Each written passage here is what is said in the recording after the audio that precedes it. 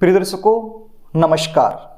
आज मैं आपको बताने वाला हूं महाशिवरात्रि के दिन जल्दी शादी होने का एक सरल उपाय।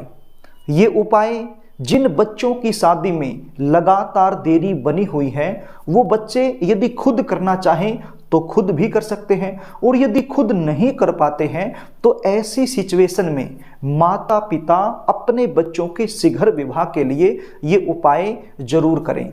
कई बार सिचुएशन क्या होती है, आपके जो बच्चे हैं वो दिखने में भी सुंदर होते हैं, अच्छी खासी उनकी जॉब होती है या फिर अपना खुद का उनका काम होता है, प्रभु की कृपा से आपके पास सब कुछ है, लेकिन शादी के लिए कहीं पर भी रिश्ता पक्का नहीं हो पाता है। ऐसी सिचुएशन में बच्चे तो परेशान होते ही हैं, लेकिन बच्चों से कहीं ज़्यादा परेशान माता पिता हो जाते हैं। अपने बच्चों के शीघ्र विवाह के लिए बहुत सारे उपाय भी करते हैं, पूजाएं भी करवाते हैं, लेकिन फिर भी सफलता नहीं मिल पाती है। ऐसा क्यों होता है? जन्म कुंडली का सप्तम भाव, जहां से विशेष रूप से विवाह का विचार किया जाता है, यदि वो सप्तम भाव या फिर सप्तम भाव का स्वामी पाप प्रभाव में आ जाए, अलगाववादी ग्रहों के प्रभाव में आ जाए, तो ऐसी सिचुएशन बन जाते हैं। रिश्ते आएंगे, बातें चलेंगी, लेकिन कोई भी बात, कोई भी रिश्ता सफलता तक नहीं पहुंच पाएगा, बीच में ही ब्रेक हो जाएगा। और कई बार यदि रिश्ता पक्का हो भी जाए तो बिल्कुल अंत में जाकर बात बिगड़ जाएगी।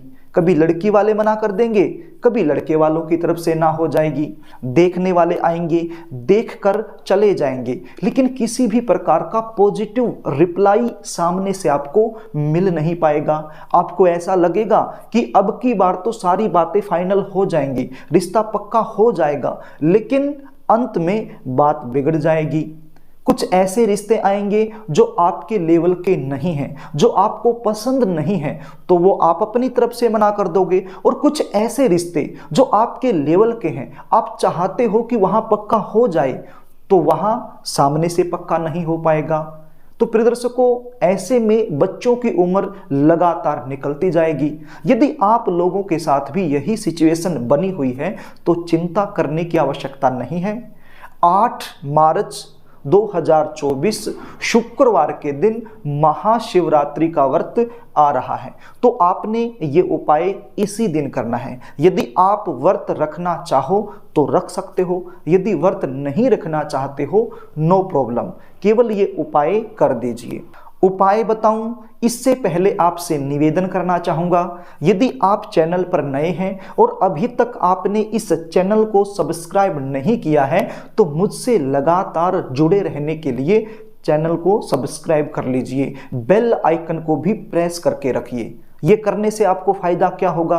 अभी ये वीडियो जो आप देख पा रहे हो, इस वीडियो को यदि आप भविष्य में देखना चाहोगे तो आपको मिल नहीं पाएगी, आप ढूंढते रहोगे। लेकिन चैनल को यदि आपने सब्सक्राइब कर लिया तो इस वीडियो को कभी भी आप ढूंढ सकते हो, आपको आसानी से मिल जाएगी। मेरे पास बहुत ज़्यादा फ़ोन कॉल्स आते हैं कि सर आपने वो वीडियो में उपाय बताया था लेकिन उसमें से कुछ चीज़ें हम भूल गए हैं, तो आप हमें बता दीजिए। उस समय मेरे पास समय नहीं होता है, वीडियो आपको मिल नहीं पाती है, तो फिर उपाय आप कर नहीं पाते हैं, और करते हो तो फिर गलत पलत कर देते हो, जिससे आपको लाभ नहीं मिल पाता है। इसलिए चैनल को सब्सक्राइब जरूर कर लीजिए ताकि आपका मन करे उसी समय ये वीडियो आप देख पाएं।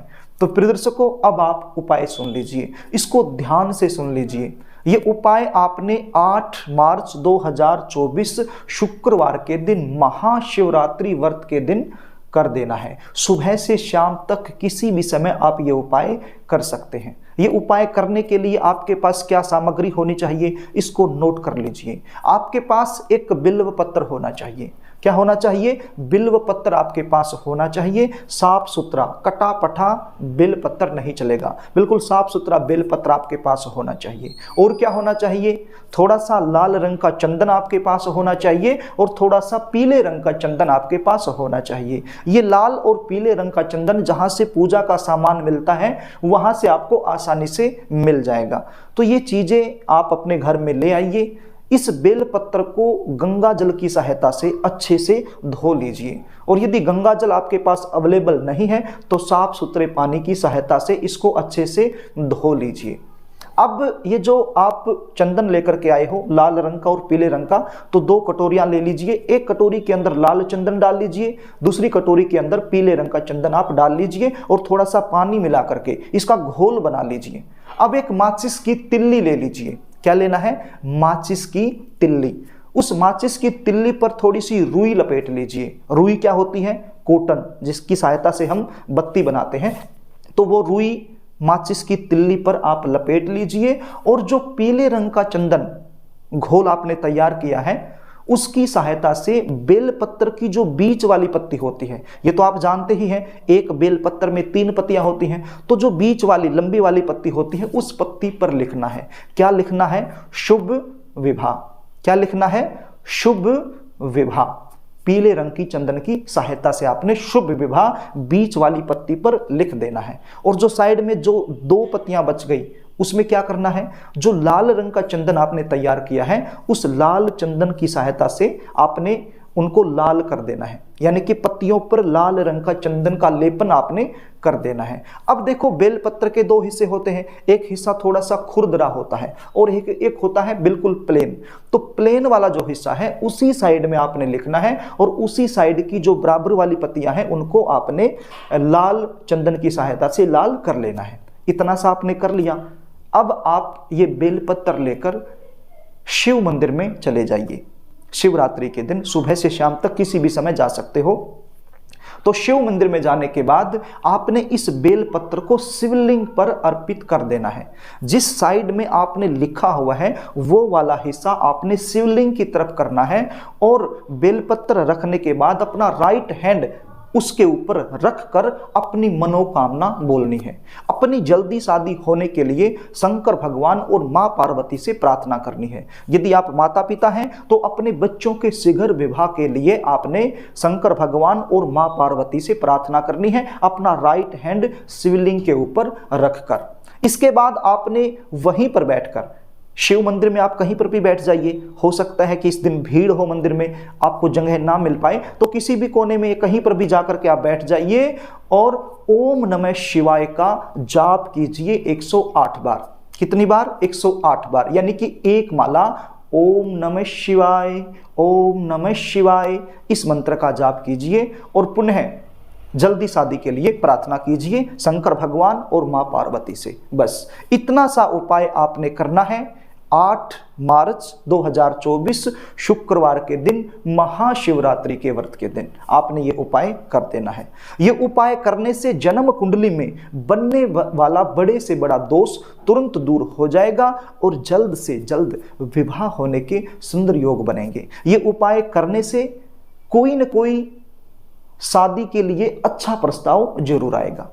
तो प्रिय दर्शकों, ये उपाय आपने जरूर कर देना है। यदि आप अपनी जन्म कुंडली का विश्लेषण मुझसे करवाना चाहते हो, शादी में लगातार देरी बनी हुई है, उसका कारण क्या है वो मुझसे जानना चाहते हो, शादी कब होगी, कहाँ होगी, कौन सी दिशा में होगी, कैसे परिवार में होगी, शादी के बाद का जीवन कैसा रहेगा, ये सारी जानकारी यदि आप मुझसे लेना चाहते हैं तो फिर आप अपनी जन्म डिटेल लिखकर स्क्रीन पर दिखाए गए व्हाट्सएप नंबर के जरिए मेरे पास भेज सकते हैं।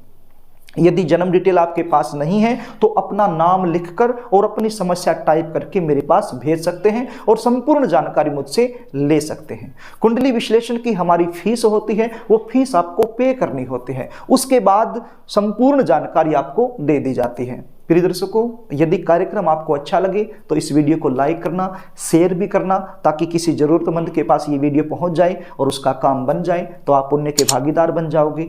और यदि आप मुझसे लगातार जुड़े रहना चाहते हो, हमारे द्वारा दिए गए जो कार्यक्रम है आपको अच्छे लगते हैं, तो चैनल को सब्सक्राइब जरूर कर लेना। आज के लिए बस इतना ही, आगे फिर मिलेंगे, तब तक के लिए नमस्कार।